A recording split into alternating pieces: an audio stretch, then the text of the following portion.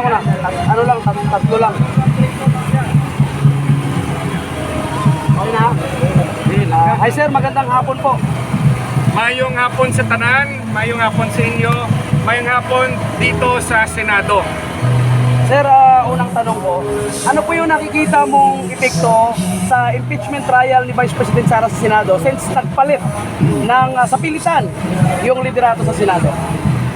Kini-question pa ni Senator o Senate President Cayetano yung nangyaring pagpapalit ng liderato, pati na rin yung komposisyon sa mga committee. Bukas natin malalaman kung matutuloy ang matagal na nating inaantay na Blue Ribbon Committee investigations na kung saan makapagsalita yung 18 sundalo at Marines, no? At masabi nila sa buong Pilipinas ang kanilang nalalaman. So, sa pagkakataon na yon, doon ma-identify kung sino-sino ang sinasabi nilang may sangkot sa katiwalian sa ating gobyerno. Sir, bilang isang abogado, pwede nyo pa kami bigyan ng parang background lang kung naging legal ang kanilang ginawa since 12-12 po kung titingnan natin yung pag-change ng liderato sa Senado? Sa aking personal na opinion, there are 24 senators. 24 senators. In order nga mapalitan ang liderato, dapat may quorum na 13. No? So, 24 kasi yung patas niyan, 12-12. So, dapat 13 yung kailangan na boto. Pag hindi na-reach yung 13, walang quorum. Yan po ang general rule. Pero yung minorya na ngayon nagsasabing dahil kumampi or whether nag-neutral si Chis Escudero, si Senator Escudero na sumali, no, sa kanilang quorum, sabi nila pwede na yung 12, no? So sa 12 na yan, yung mga gaya ko at gaya ng iba sa inyo at gaya rin ni Senator Cayetano na sinasabi iba yan sa 13, ang 12, kini-question natin ang quorum at dapat walang legal na resulta yung kanilang meeting kanina. Yung problema lang, meron silang binanggit na isang Supreme Court decision. Ang mga Supreme Court decision ay applicable lang sa kaso kung pareho ang circumstances. Kung magkaiba yung mga facts and circumstances, hindi yan automatic na mag-apply.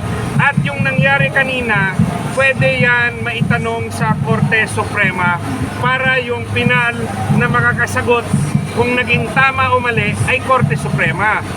Yung mangyayari dito bukas, yan yung sanang iniiwasan natin. Dalawang grupo sa kanilang tingin ay tama sila. Anong mangyayari kung magkatagpo sila? Magkakasuntukan ba?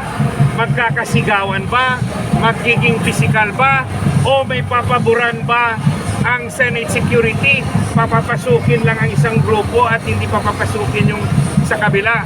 Malalaman natin bukas anong magiging resulta sa nangyaring pagpupulong ng isang grupo ng mga senador kanina. Sir, sinabi mismo kanina ni Senator Alan Peter Cayetano na tuloy na bukas ang BRC. Paano mangyari ngayon bukas? Dalawang grupo na sila. Pag dalawang grupo magbabanggaan at sa tingin nila tama silang pareho, anong resulta? Gulo. Malalaman natin bukas sino ang a-attend sa mayorya, sinong a-attend sa minority. Pero bilang sir, attorney sir, sino ba ang nasa legal dyan sa dalawang grupo ngayon? Ang makakasabi lang kung sinong tama sa dalawang grupo ay ang Korte Suprema. Kahit ako, opinion ko, sa tingin ko tama ang kina Senator Cayetano. Pero bilang abogado at bilang alam ko rin yung tinatawag nating pagiging patas, ang makakasagot lang ng pinal ay ang Korte Suprema. Pero sir, ano talaga ang pinakadahilan? Bakit nagkaroon ng gulo sa Senado ngayon? Kung sino yung grupo na humahawak sa Senate leadership, sila po ang magmamando kung paano gagalaw ang mga hearings, paano gagalaw ang mga bills na pina-introduce sa Senado at ipapasa. Kasi nasa demokrasya tayo, ang rule sa demokrasya, majority wins. May tinatawag tayong tyranny of the majority. Nung nakaraang araw, sabi ng kabila, nagkaroon ng tyranny of the majority. Pero ngayong araw naman, pwede naman nating sabihin na meron ring tyranny of the equals. Kasi 12-12. So, sa demokrasya, yung tanging makakapagbigay lang ng katahimikan sa atin pag merong banggaan sa dalawang grupo na patas ang bilang ay ang Korte Suprema. Ang problema, kung hindi mabilis ang aksyon ng Korte Suprema at walang immediate na desisyon, pag nagkaroon ng ganyang sirkumstansya, matatagalan ang bangayan ng dalawang grupo. At pag ganon, walang political stability dito sa Senado. So, anong mangyari dyan, sir? Magulo. Hindi ba sir, isang tanong, hindi na kuha nila yung majority ng minority. Ang dumbbell hawak pa rin nila Cayetano, yung seal. Yan ang sabi ni Senator Cayetano. Oo. Pero sabi naman ng sa kabila ni Senator Gatchalian na grupo, sila na yung magpapatupad ng Senate proceeding. So, yun nga ang sinasabi ko. Pero ginamit ba nila kanina sir, yung seal?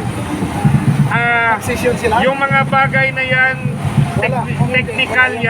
technical na mga bagay na pag merong conflict, yun nga sinasabi ko, yung makakasagot lang at makakabigay katahimikan sa atin pag sumali ng korte.